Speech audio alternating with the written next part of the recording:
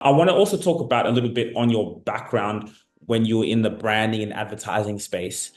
I'm sure there's been some ways where you've been able to mix what you learned there into also you now running what you're running. So can you talk to us a little bit? What are some insights into like what you did in terms of helping clients advertise, and how can people who are watching, CEOs who are watching, apply some of those strategies and small things that you noticed to help them build their empires like you're building yours? I love the word empire. I don't feel like I have an empire, but that's a great word. Let's go with it. Um, I think, yeah, I mean, I did sort of 17 years in the world's biggest advertising agencies, building brand stories and campaigns and that type of thing. And I think there's two things that I really learned, which I think are helpful maybe for your audience. The first is consistency. So the brands, I think of maybe Coca-Cola, right? Coca-Cola, and if I ask your audience what color is it, I mean, instantly they can say it's red, right? So if I said Pepsi, you'd say blue. So consistency is something I learned from that career, which is that when you are now launching your personal brands, when you're, creating your platforms or your businesses, we get bored of things way before our audience, like years before our audience. So, there might be days when I think, does anyone really want to hear about empathy today? But the reality is, just because I talk about it 24 hours a day doesn't mean my audience hears it 24 hours a day. So consistency is critical. Don't go changing what you're for. Someone said to me this morning in another meeting, it's very easy for me to be distracted and think, oh, well, I was doing this, but now I should do this. And then I'm going to do this. Oh, and I could do that. And what about this? Like, get rid of it, right? Find your, what we call swim lane, find your channel and just keep going. And I'm proof that it works, because now 5 years later, all the time, people will tag me on LinkedIn. People I have no idea who they are, total strangers, will see somebody else's post about empathy and just tag Mimi Nicklin, right? Wow. Because people know that Mimi is like the empathy person, right? So the first thing I learned from sort of big branding was consistency. Just keep going every day. Same thing. You can say it different ways, but the same thing. The second thing I think I learned was around authenticity, which you touched on as well earlier, which is that consumers, people that buy things, whether that's clients, B2B, whatever it is, people know when you're being real. So, don't try and be something you're not, right? If you are really good at copywriting, don't now try and sell design services, right? Unless you become a brilliant designer as well. People resonate with authenticity. And I think whether you're a big brand like a Coca-Cola or a Dove, or whoever you are, Nike, or you're a personal brand or a small business, people love authenticity. And I think I saw that throughout my whole career. Brand purpose wins. So of course you can do promotions. You can do a Black Friday sale or a Christmas sale or a, Ramadan offer. But in the end, what endears loyalty, what brings people to you over time, is that consistent authenticity. Tell your story over and over again and do it authentically. And you'll win. You'll win, and you'll win for longer, because a promotion might drive your sales today, but then they'll just fall off again. You have to climb the cliff all over again.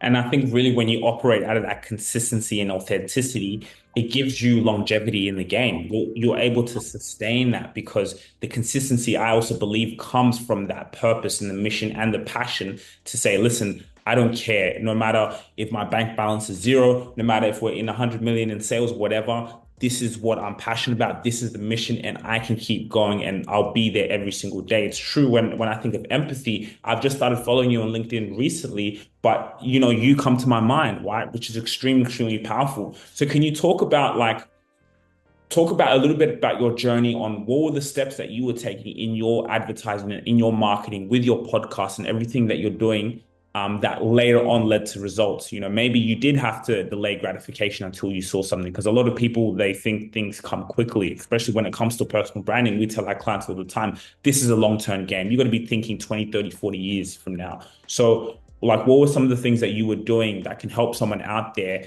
to build that brand and to build all these things of consistency and authenticity?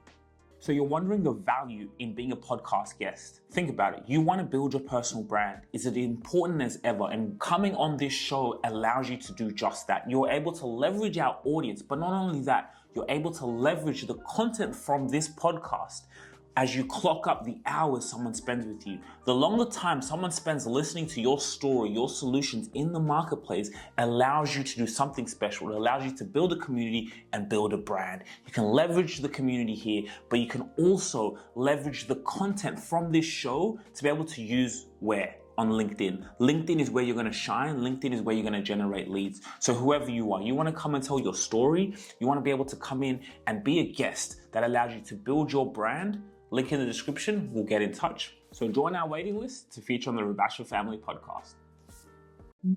Well, I mean, I think consistency is a commitment in itself. You know, it's not only a strategy, but it's also an execution. So you have to get up every day and do it, right? So I think that is probably one of the things that's really on my side. Like if you go back down, I don't know, my Instagram or my LinkedIn feed or whatever, YouTube, it never changed, right? So again, what I learned from that advertising world, but is also in my execution, I consistently turn up every single day.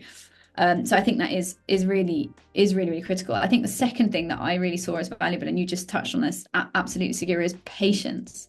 Okay, even for me, I have to remind myself on those really crazy days, this is a 10-year game, not a 10-minute game, right? Slow down, Mimi. Because it's very easy, I understand, I resonate with your clients, right? You craft your LinkedIn post and you make a really great image and you put it out and then you watch and there's like 1 like, 2 likes, 3 likes, right? It's very easy to get caught up in that algorithm, in the analytics, in the data. The data is important. You can learn from the data, but you can't live for the data, right? You have to live for, as you said earlier, the passions, and then you just have to master that patience. Not every post is going to win. Last week, for some amazing reason, our organic reach on LinkedIn was 122,000 people. Organic. This week, it'll probably be 70 or 60 or 50 or 40. Who cares, right? Because we're all humans, right? And people respond differently in different time zones, in different countries, and different weeks. So patience is important. And as I said, I wouldn't live for the data. I would use the data, learn from it. So go back and look, study which posts do well.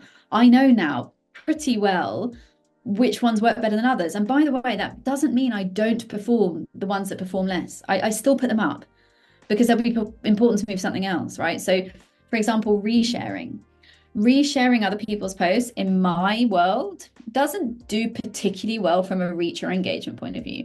Some people will look, some people will read, some people will click, but for whatever reason, in my brand, reshares never really works, but I still do it all the time because I'll reshare because it's important to me and I want to share that piece of content, or I reshare because you've tagged me and I have a belief in Segura and his work, so I want to share his work and get that reach. Maybe it's not going to get 100,000 views, but it might get 20, right? So I think as well, being clear what you're doing and why you're doing it and sticking to your values. You know, if I think something's important, I talk a lot about education. I'm not going to earn any money from it, right? There probably is no money in education, but I'm a mum and it's important to me that we have this conversation about empathy and education and teachers and how we change the next generation. So I put it out there. So, you know, those are my values. And then I think the third thing, which my dad taught me, and when I was very young, I remember being really young girl, and he told me to make money, you have to spend money. And I never understood that in the corporate world. I mean, of course, you have a marketing budget, whatever, but it never really meant anything to me until I stepped out alone to build this platform. And I spend thousands and thousands and thousands of dollars a year creating empathy. And for many of those years, I never got any of it back. I still don't most of the time, right? I believe it. If you want to change the world, if you believe in your product, your system, your service, you have to spend money to tell people, because otherwise, how are they going to know? And there's all those statistics about how many startup businesses fail. And there's also statistics to support that they fail because they don't spend on growth. So you have to spend money to make money. If you want to make great videos, somebody has to produce them. If you want to make a great podcast, you know, it's costing Segura money. He's here interviewing me, which is an hour of his time that he's not doing something else. I'm not paying him to be here, right? So this is his investment. Then he's going to have to edit it and write a caption for it. And maybe someone's going to help him do that. So having a podcast, for example, and most of them fail, 80% fail, is expensive. I'm not going to break the bank, but it's expensive. So I think that insight's really important for people that want to build their personal brands, is to know that what you are doing, just like Coca-Cola or Nike or Dove, is building a brand, and they all spend a lot of money. So I think, yeah, I would say consistency in my execution, patience, not living for the data, values, and doing stuff that makes sense to me and what I'm trying to do. And then investment, my own investment, time and money would be the four things that I say, probably with a, I don't know, magic-ish formula for getting to where we are now. Powerful, powerful. So true. So many things to go off, and yeah, you really do. You really got to invest in it. And for example, like a lot of our we have a business because of that. Like a lot of our CEO clients, it's like this is a podcast. This is your media company. So they work with us to be able to help them build that, right? Because it is your brand. It is a long-term thing. So it's so true. If you really enjoyed this video, make sure to click here, and I'm sure you're gonna love that one.